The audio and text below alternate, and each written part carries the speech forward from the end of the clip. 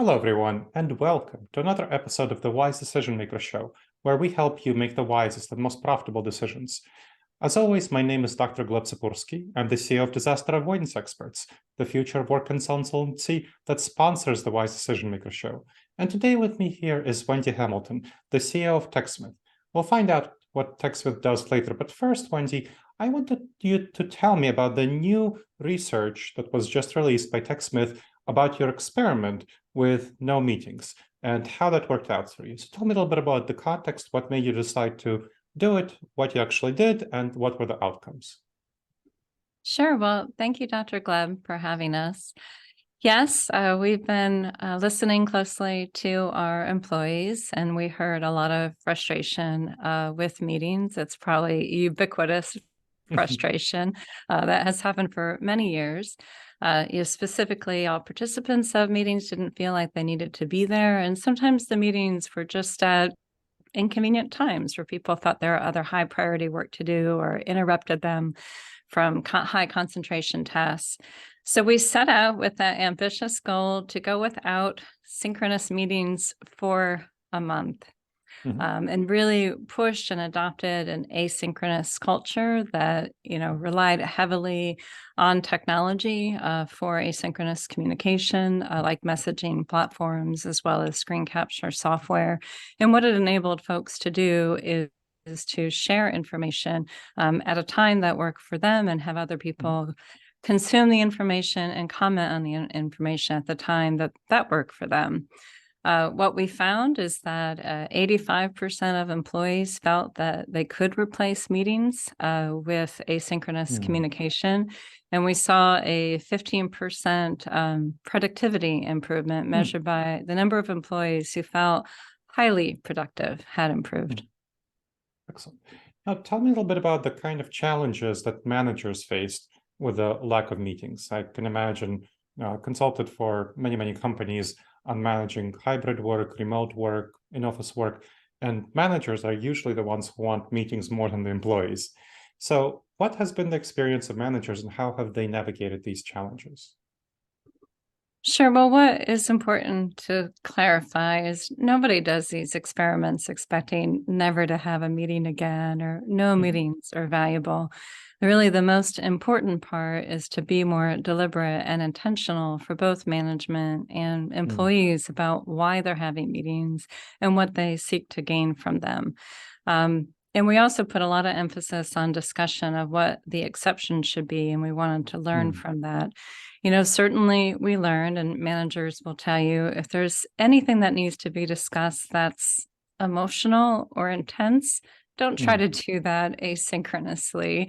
Have a synchronous meeting, even better, a live in-person meeting. If there's anything where you're really trying to rally a high energy brainstorm and really a riff and get that going, that's also a situation where our managers really feel they can do better work with synchronous meetings, especially in-person meetings. Now, for other organizations that are thinking of, oh, maybe I want to try this out, how did you prepare for this month of experiment? Sure. Well, our definition of experimentation is you have a hypothesis that you're testing. You gather data before that hypothesis and after that hypothesis. And also you should embrace failure. There's no such thing as failure. You want to put people in the mindset that it's about learning and continuous improvement. We're a high experimental culture. It's been a big part of our culture. But for organizations who aren't, there needs to be a lot of socialization about what you're really trying to achieve and what good looks like for a particular experiment. The good is always learning. Definitely, that's a very important part of experiments. Now, what has TechSmith learned? How will TechSmith be different after this experiment? I would say that I would have told you, maybe my own ego bias is we didn't have a lot of unnecessary meetings. We're not a huge top-down management culture. It wasn't something management had to change. However, like I said, 85% of employees felt they could reduce the number of meetings. So we learned something, and what we've really learned is giving employees more tools to make good decisions about having meetings, and also give them ways to communicate, to inspire, to gather feedback, to inform without the need for a meeting.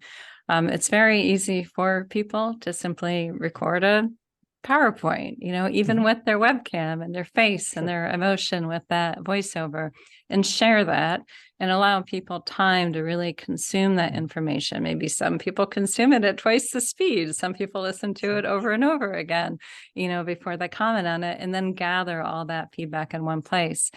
What you need to do is enable people to try things different ways. That's how we think about this, as opposed to a top-down management change. We're enabling staff to see what works for them, and we think it works better.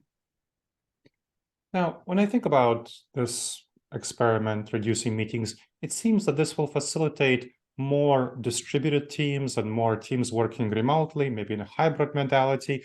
What's your perspective on that? Well, part of why we did this is we are a hybrid shop. We have a Flex 20 work benefit. So right now, as part of continuing experimentation, we ask employees to come into the office just about 20% of the time. That's about our standard work practice. And this is after going remote suddenly in 2020, which we weren't prepared for, but we survived and certainly made some mistakes along the way. We've only been hybrid since building our new office and moving in October of last year, so not very long. So what we're doing is we're both leveraging the in-office time deliberately and figuring out how to use that intentionally, while we're also still improving our skills to work remotely and work hybrid. And it takes a long time. You need to make a conscious effort at it. It definitely does. Like I said, I helped 21 companies by now transition, figuring out their long-term hybrid work arrangements. And about 1 day a week in the office is what I find most companies that I help adopt, because that's enough for team collaboration, cohesion, those more intense conversations. That's the best thing to do in the office. Whereas at home, the best it's having video conferences. You don't need to have a commute to come to the office to do video conferences. You're having synchronous meetings, and you can do a lot of things asynchronously.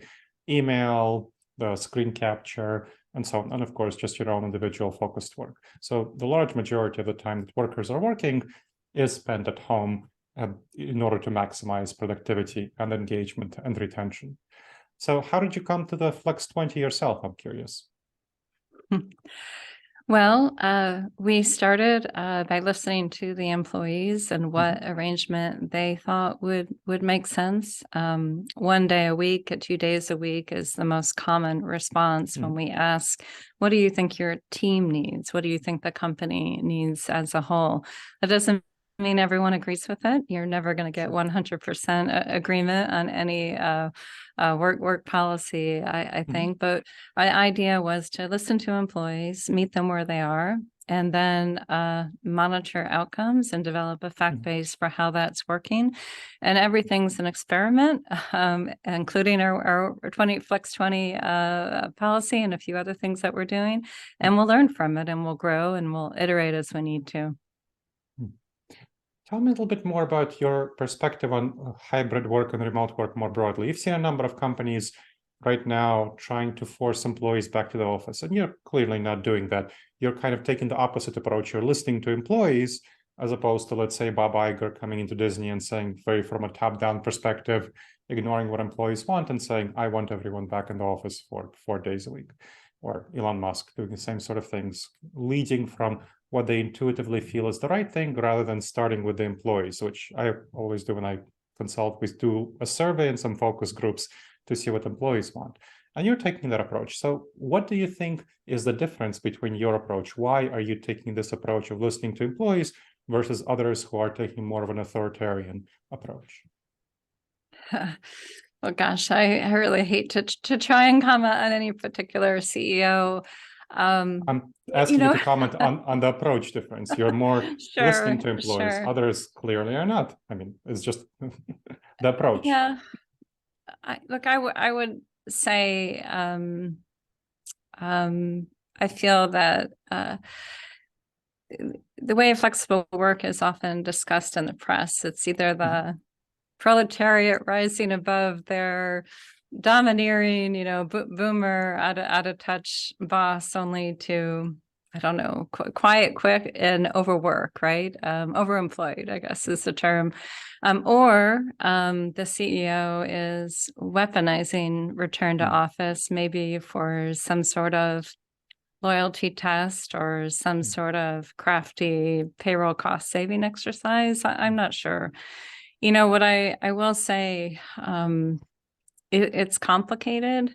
In both cases, in all cases, including ours, even though we've always been employee first company, and I think many companies that are employee first, 100% retention still isn't the goal, right? Sure. If you have, you can't avoid employee conflict for the benefit of one set of employees at the cost of another set of employees, or your customers, or your long-term sustainability. So my guess is maybe the difference is who they're trying to ingratiate themselves with, the politics, and maybe the differences are trying to accelerate figuring out who's really motivated to be there at those companies. Now, when we think about hybrid work, remote work, one of the challenges that my clients are finding is how do they build an effective culture as they're transitioning to permanent hybrid work arrangements, with most people coming in an average of 1 day a week, 2 days a week. What have you done to build effective culture as you're transitioning from that remote modality to this Flex 20 hybrid modality? Sure. I think that's a great question. I think a lot about, and we think a lot about, what type of culture creates long-term sustainable performance, not just short-term, productivity statistics, but really what will make teams successful long-term. We have our theories about that, our hypotheses about that, and we monitor those questions and that data very closely. We saw, for instance, when we looked at different cohorts of employees, that unfortunately the employees that were hired full remote at the beginning of the COVID had some indicators that were concerns for us. Their relationships outside of their immediate team were not as strong. They indicated they didn't necessarily have mentors or relationships with senior manager, or relationships outside their department, or best friends at work, or didn't have fun at work. Those are all, warning signs for us. So what we're really doing is, some of this can be addressed remote, and we're learning about how to do that. So the first 5 minutes of Zoom meeting, we try to make social time, and fun time as an instance. We're doing a virtual escape room this month, so we're trying to look for alternative social practices that can be done virtually. But we're also really trying to consciously leverage that little bit of in-office time, where perhaps it's a little bit easier to create energy or create fun, or to, even now, I feel a little bit like a psychopath, Dr. Gleb, because I can't look you in the eye, right? It's sort of hard. We're figuring out how to do that. It's sort of hard to feel like you're making that connection. Is really leverage that time. Don't have people come in the office to have their earphones on all day. Like create, we do free lunches and things like that to create those social opportunities. So we're trying to be intentional about building up those places that we think are a little weak in our culture. Excellent. And do you do any remote social activities? I'll give you an example of something I do with my clients, a couple of examples. One is a virtual water cooler. So any team of, let's say, 6 to 8 people, that rank and file team, that's the usual span of control. In there, if they use Microsoft Teams or Slack, they create a channel for personal conversations. And every day they start the day by each person checking in at the start of their day as kind of the check-in, daily check-in on how they're feeling right now, what's been going on in their personal life recently, what they're planning to focus on at work that day, then an interesting fact about themselves or the world that other people on their team may not know. And then they respond to 3 other people. And throughout the rest of the day, they can chat in that personal channel, but that's their morning check-in. So that we find really helps teams communicate and collaborate and become more human to each other. So humanizing each other to each other. So that's very helpful. So that morning check-in. And then another thing we do is virtual co-working, where each day that for a hybrid team, let's say each day they're not coming to the office, or if there's some fully remote folks, each day they dial into a video conference call for about an hour to work on their individual tasks with members of their 6 to 8 people team. And so they start by sharing what they plan to work on. Then they turn off their microphones, they leave their speakers on, and the video is optional. And then they work on their tasks. And as they come to a question, they have an idea, they have a problem they want to solve, they share that turn on their microphone and share that, and then they chat with their team members. Maybe they do a screen share or something like that to address it. And then they stop chatting and they go on to do their work. And at the end, everyone shares what they worked on during this period. So we find this is very motivating for people. They save their most annoying work for this period.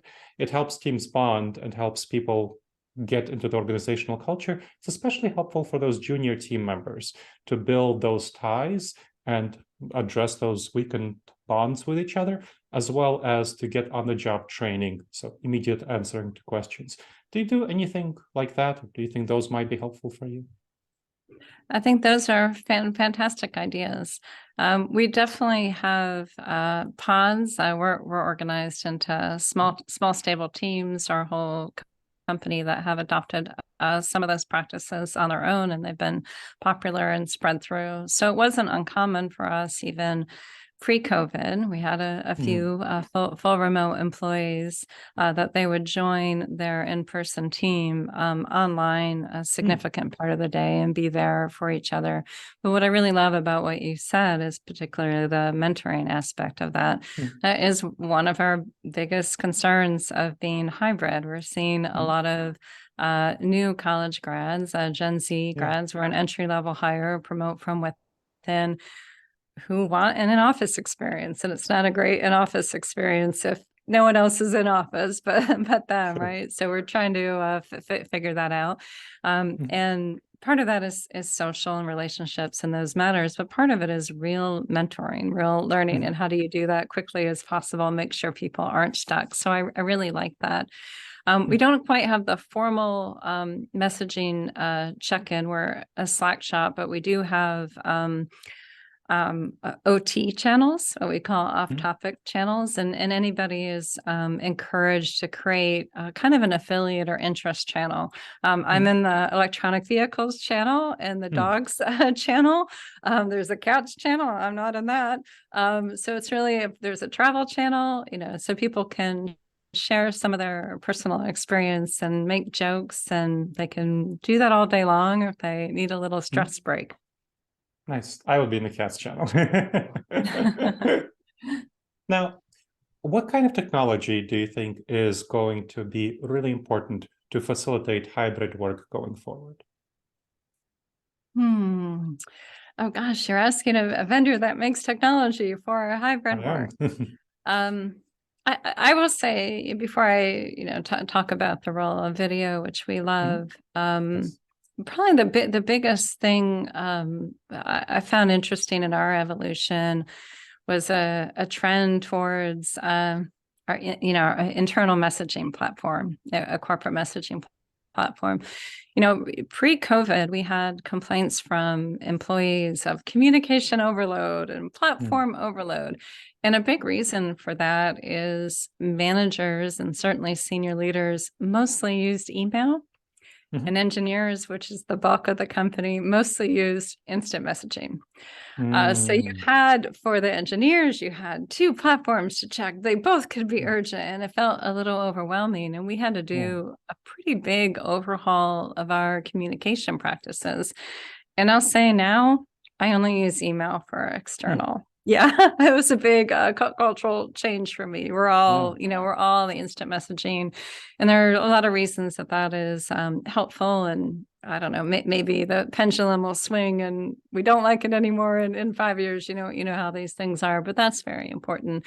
The part that you still need to do is a little bit more the long form content sharing, and again, my talking over a PowerPoint and you watching it when you feel like it at the pace you want is far more helpful than me calling you into a meeting and making you sit there while CEO drones and drones on about her PowerPoint, right?